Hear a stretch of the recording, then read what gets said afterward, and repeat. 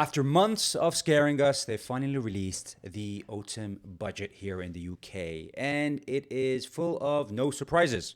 There's no real solution to the problems that we're facing. And in this video, I want to go over what are the five main policies of the autumn budget that Ms. Rachel Reeves talked about on Wednesday, and why it doesn't actually provide real solutions to the challenges we're facing, and what are the actual real challenges that the UK is facing. Now, the Institute of Fiscal Studies summarized the budget pretty well, with it's a spend now, pay later budget, because we're increasing our government expenditure now, but we're paying for it by increasing taxes, not now, but in later years, in 2028, 2029, and 2030.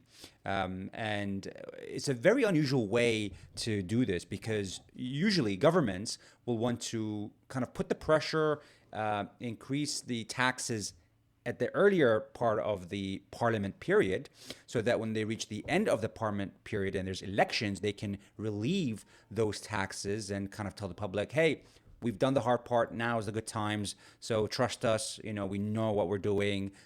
We said we're going to reduce taxes later, and so vote for us. What Rachel Reeves is doing is the opposite, which is, I'm not going to apply any taxes now. Well, obviously she did in the previous budget, but regarding this budget, she's not applying any taxes now, but she's going to apply it in the later years, 2028, 2029, 2030, and it's going to apply to most people because of that first main policy, which is to freeze the income tax thresholds, the thresholds upon which the different tax rates are applied to. So what is income tax threshold? So here in the UK, if you look over here, the amount of tax applied is dependent on the income that you make. The first £12,570 has a 0% tax rate applied to it. So it's tax-free. You can earn that without any taxes applied. Then from £12,571 to £50,270, a 20% tax rate is applied to that. So that's the threshold, the income tax threshold for basic rate. The higher rate of 40% is applied to 50K to 125K.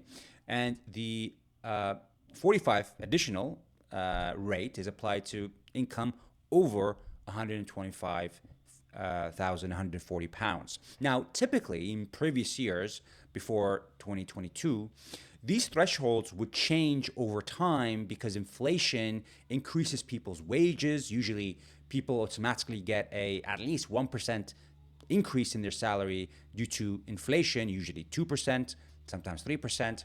And so the government takes that into consideration and says, we're going to increase that threshold so that people don't get taxed more than they should. So if we didn't freeze the tax threshold, this might increase to 13,500 or 13,000, so that more of that income isn't subject to tax. But what the government is doing is that it's saying, actually, we're going to freeze that change in those numbers upon which these tax rates apply to, so that more people are going to be falling into these brackets. Maybe someone earns, for example, 50K this year, he's going to earn 52K this year. If we were kind of extending those thresholds, then this goes to 52K, then none of that person's income will be subject to 40%. It will all be subject to 20%. But if we freeze that, then anything above 50K will be subject to 40%. So it applies to everyone. Now, the government isn't freezing these tax thresholds isn't something new in this autumn budget, because those tax thresholds have been frozen since 2022 and has been applied for by the previous conservative government. What this autumn budget is doing, it's extending that threshold to 2030, 2031. So it's just increasing the years whereby we are freezing that tax threshold. And this policy by itself is the biggest item really in the autumn budget, because it increases the tax receipts by the government the most out of all the other policies. And that's going to impact everyone really, because even someone who's earning 13,000, usually if he's earning 13,000 and this increases, this personal allowance increases to 13,000, then he shouldn't be subject to any tax because he's within that threshold of personal allowance. But if this is frozen, then and their wages increases because of inflation, then they will be now subject to the basic rate and so forth. Apply that to the higher rate, additional rate. So more people are going to be subject to more of those taxes because of freezing this tax threshold. So if you earn 50K in the UK and that goes to next year 52K, then the impact for you is that you're going to pay about £700 more a year in taxes because the tax thresholds are frozen.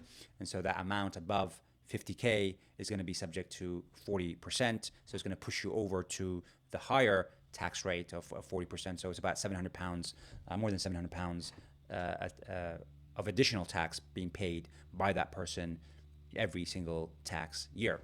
Now, the second biggest item is the salary sacrifice. So a lot of people use this salary sacrifice into pensions. Instead of getting paid a salary, you could sacrifice a portion of that, maybe 5%, maybe all your bonus, 100% of your bonus. You sacrifice that, and instead of receiving it, you put it into your pensions. You do that because putting money into your pensions means that amount isn't going to be subject to income tax, employer national insurance, and employee national insurance. So you save a lot of money by putting that amount into your pension. So a lot of people use this to reduce their tax bill. What the government is saying is that from April 2029, so 4 years from now, the saving that you get from not paying the national insurance piece is going to go away. So there's going to be a cap of only £2,000. So if you salary sacrifice only £2,000 in a tax year, you're going to get the full savings of no income tax, no national insurance. But anything above £2,000, you're going to be subject to the employee national insurance, which for most people is 8%.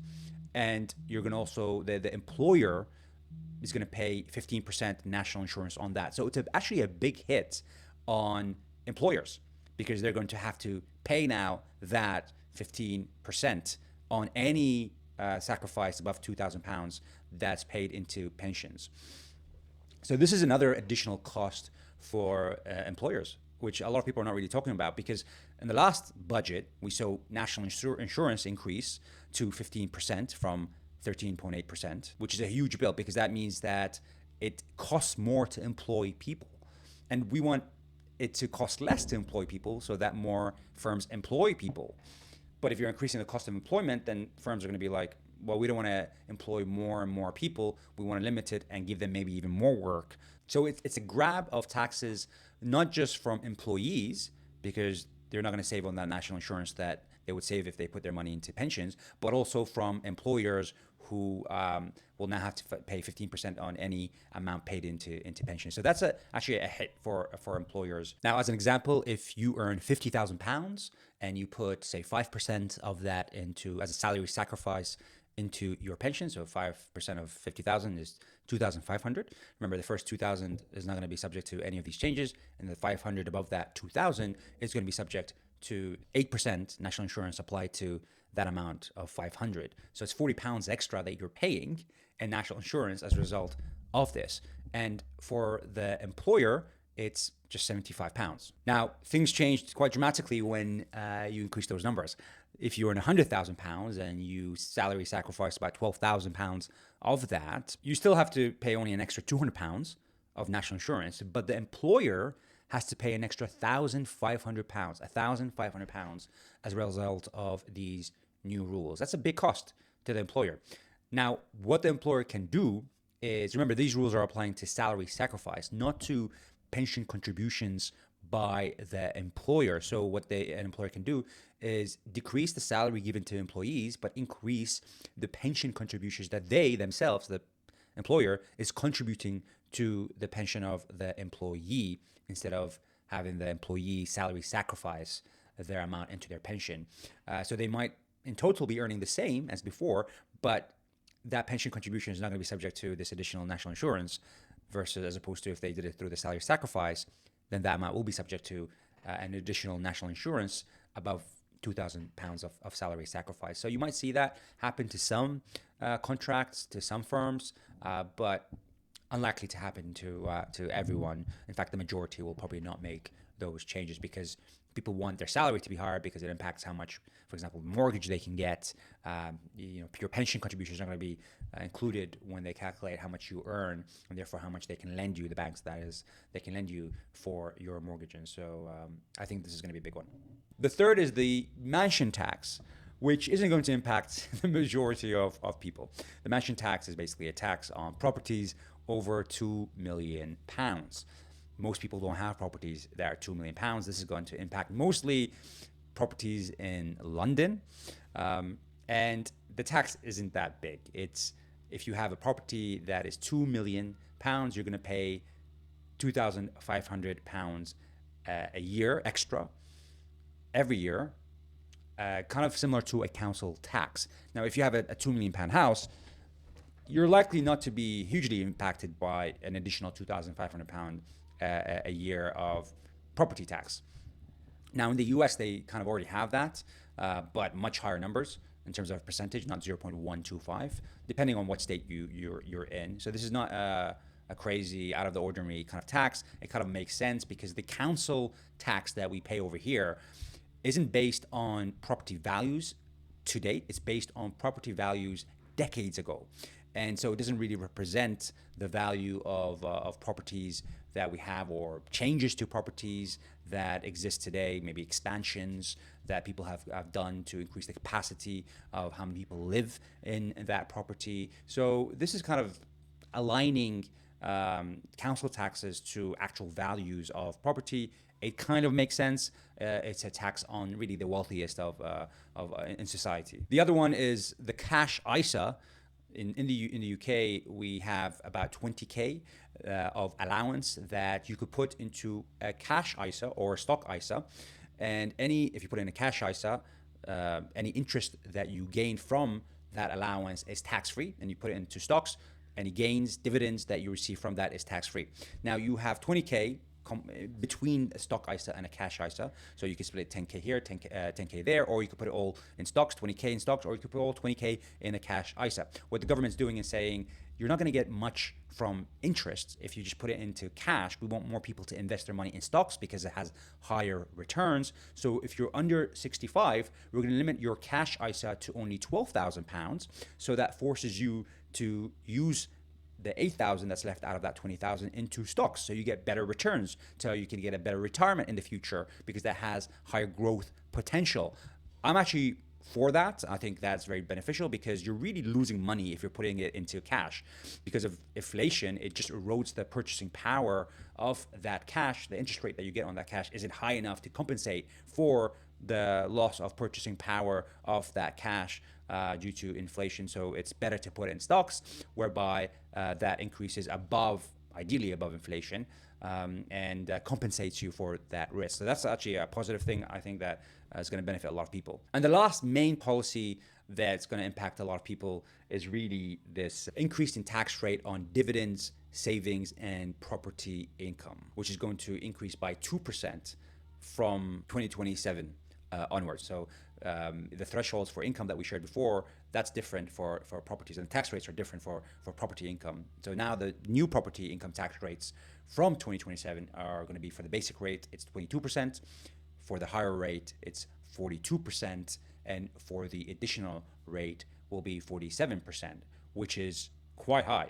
And the reason they're doing that is because you don't actually pay national insurance on property income, unlike getting income from a salary where there's income tax and then on top of it there's national insurance tax. But for property income, there isn't national insurance. There's just the normal property income tax. So they're trying to increase the property income tax instead of adding national insurance to make it equal to what you would have paid, or what tax you would have paid if you received that income from your salary. So the rates are quite high. I mean, if you're an additional rate taxpayer, you're getting taxed 47% of that property income. Half of it is gone. So a lot of property investors will have to make a decision. Do I invest my money in the UK where half of it will go away, or do I invest it in other countries where there is either no tax or there is much less income tax rate applied to that property income. You have to remember that people have choices on where they invest their money. They don't have to invest it in the UK. They can invest it anywhere in the world. And so, and that is especially especially impacts people who don't live in the UK.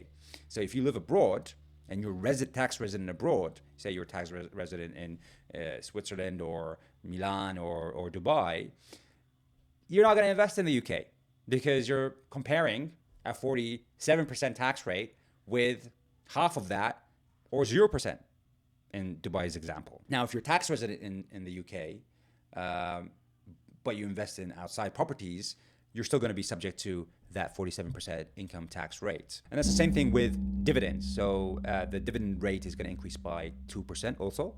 And so that's going to be 10.75% for the basic rate you get, and 35.75% for the upper rate, and 39.35% for the additional rate. And this also applies from, actually the dividend applies from 6 April 2026. These are the main five policies that's going to increase the most or increase the income tax receipts for the government. And for most people, it's just the tax threshold freezing of that's going to impact them.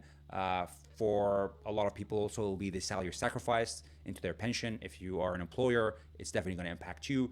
And also for others, it's going to be the income that maybe they receive from dividends or property income or savings that is going to have an additional 2% on each of the different tax rates, which are usually 3, without changing the thresholds of those. So there you have it. This is the main points of the budget. The government couldn't do much, really, because they've made their promises of not increasing the tax rate for income, for VAT, and for national insurance, even though, in a way, by freezing the income tax threshold, they're actually increasing the tax that's paid by people. So that's why people call it a stealth tax, because even though they're not increasing the tax rate itself, they're not moving the threshold. So more people are going to be subject to higher rates of the existing taxes and pay more tax. The issue is this is not going to solve the problem. And what is the problem? Well, the problem is that the government is severely broke because of certain promises it has made to people that it cannot actually meet. And these are social commitments and promises when it comes to pensions, when it comes to the healthcare, when it comes to social security, the welfare system that we have in place that made sense in previous years, in the early years when it was implemented, because the proportion of the pension age, the pensioners that weren't working relative to the working population was much smaller than it is today, whereby we have a growing pension population versus a reducing working age population, especially if you exclude immigration. There's less people having kids. We had a lot of kids before, so more people are going to be in that, not working, receiving pensions, using the NHS, which is costly here, and it's free, obviously, in the UK.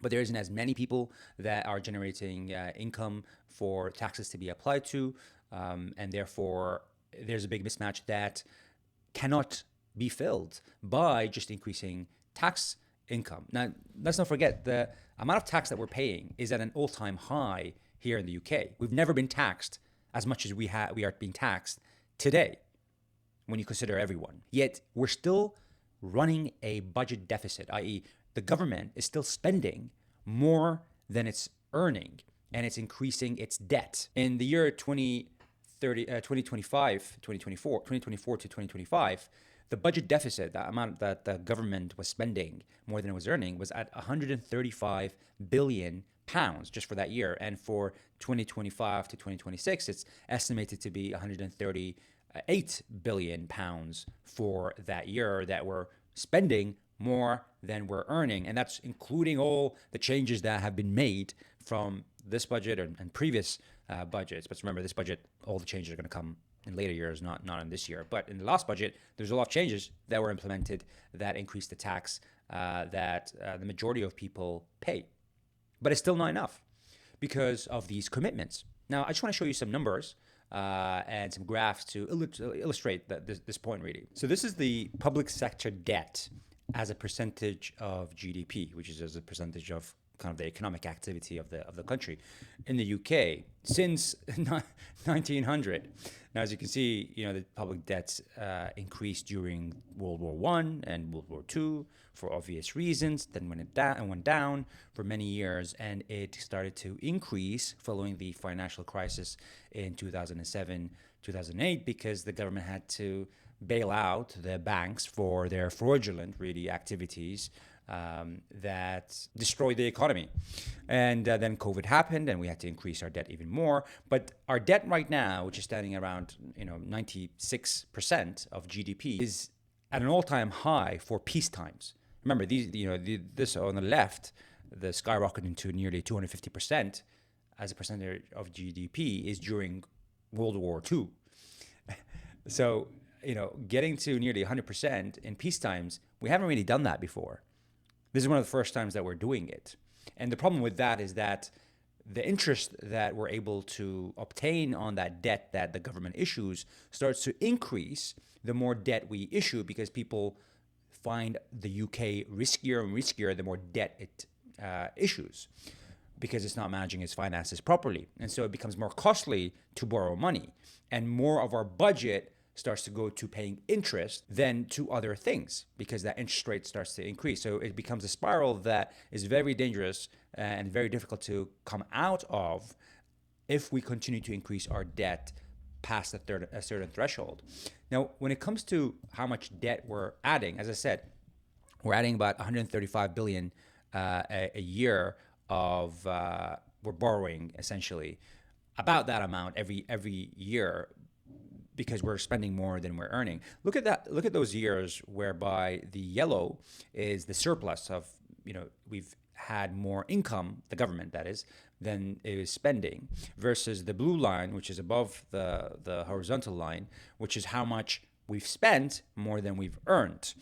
And we've, as it says over here, we've achieved only, the budget surplus have been achieved in only 11 years since 1948, and only 4 years since 1971-72. Only 4 years since the 1971 have we made more money than we spent in the government. And obviously, during the last few years, we've been spending a lot. This is as a percentage of national income. Over here, this is 10% during the financial crisis, and then about 15% during COVID. In that year. It's gone down, obviously, but we're still adding to the debt. We're still borrowing. We're still spending more than we're earning.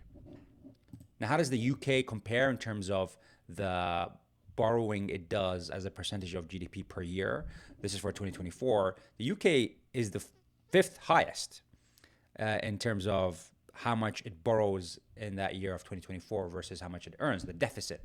The countries that are higher than it is Israel, which during 2024 was in a war. There was a war in that region. The US, which has the dollar as the world reserve currency, so it could borrow at much cheaper rates compared to other countries. So those two countries don't even count. So you only have Slovakia and France that are spending more than the UK compared to their earnings. So the UK isn't doing a great job, even relative to other countries. Now, the government is really trying its best to reduce that budget deficit. So we don't have to borrow as much. We reduce that debt, reduce that interest payments. And they're estimating that in the year 2027, they're going to be able to achieve that. 2027, 2028, the budget deficit is going to be zero. And following that, we're going to have surpluses. Now, the previous government also estimated that we're going to have surpluses in future years, and it never happened, even after austerity of, since 2010 to 2024, 14 years of cutting expenditure. We still weren't able to reduce our deficit, the amount that the government is spending compared to how much it earns. Now, the issue is two main issues. One is, what are we spending that money on? And two, we're not able to kickstart the economy, to grow the economy quickly, so that prosperity increases, so that people have more income, and through that, you typically have less people requiring government assistance and those people paying more taxes because they have higher incomes, which would close that gap. When you look at the deficit of what we're spending money on, this is for 2024, 2025, how much we spend on Social Security, which is 314 billion pounds a year. Now, this includes pension, which obviously you can't touch. But the thing that's very interesting here is this disability. We're spending 90 billion pounds a year on disability. 71 billion of that 90 billion regarding disability benefits goes to working age population. 14 billion goes to pensioners and 4.5 goes to children. Now, why do we have such a huge amount of disability benefits going to the working age population? Now, this amount has increased by 34% in about 4 years, this disability benefit. The past 4 years, this amount in real terms, so considering inflation, this has increased by 34%. That's the real question of why is that happening? And Labour have identified that this is a problem, but they tried to pass legislation to limit this, but their MPs, their party, didn't vote for it, and therefore it didn't pass through Parliament. Now, just to compare these costs, there's 314 billion of Social Security, and even when you exclude pension, so you look at all this other Social Security, which is 170 billion pounds a year, the education budget is 115 billion pounds. So the Social Security, excluding pensions, is much higher than our education budget and is as near as the healthcare budget, the NHS, of 182 billion pounds a year. Now, this disability amount, is expected to increase by 40% in the next 5 years, which is insanity.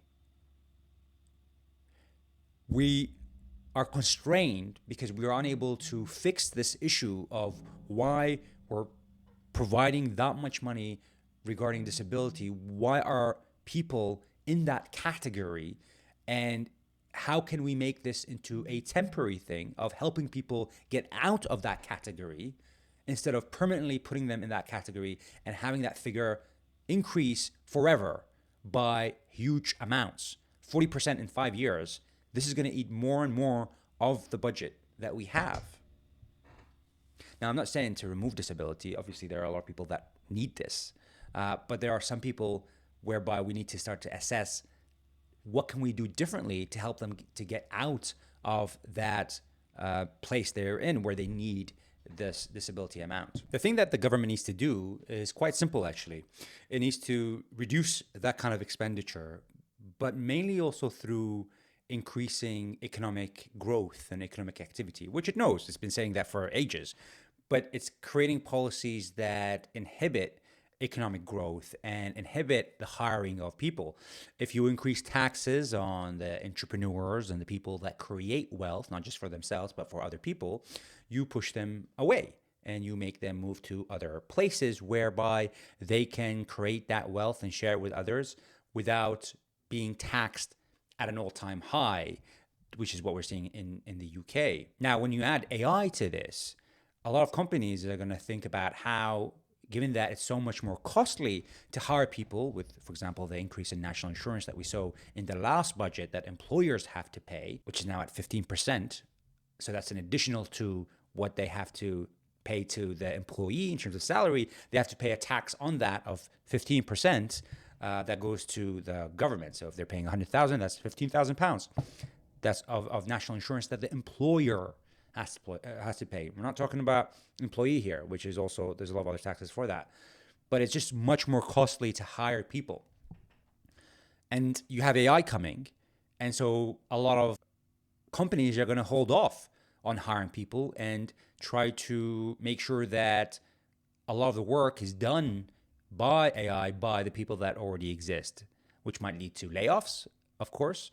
But the more cost you're putting on companies, the less they can reinvest and grow the company and therefore the economy. One thing that's stopping a lot of companies or the economy from growing really is regulation. Now, obviously, we do need regulation because otherwise If you don't put regulation, we can get another financial crisis. That was due to less regulation on the bank. So we need regulation, but there's regulation that doesn't make any sense, and especially when it comes to building of housing. For example, I know someone who wanted to build an extension for their house, and to build that extension, the council said, well, there are some bats in your area, and this building work is going to disrupt the bats environment. When I say bats, I mean the actual bat animal, the flies, right? And so for the council to accept this extension, they first had to do a study.